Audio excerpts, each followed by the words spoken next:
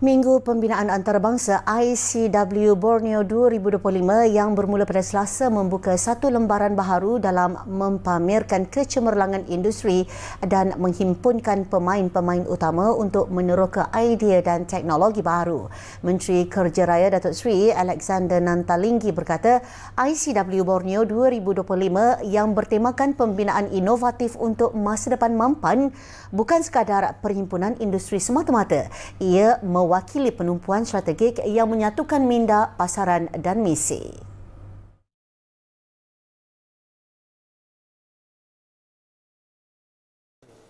We are here to explore how construction can be reimagined in the face of climate change, rapid urbanizations, technological disruptions, and the urgent call for sustainable development across Southeast Asia.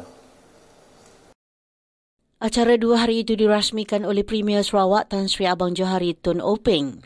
Datuk Sri Nanta berkata sidang kemuncak kemampanan pembinaan akan menjadi antara komponen utama ICW Borneo 2025 yang menampilkan sesi merangsang pemikiran bersama pemimpin-pemimpin industri dan penggubal dasar.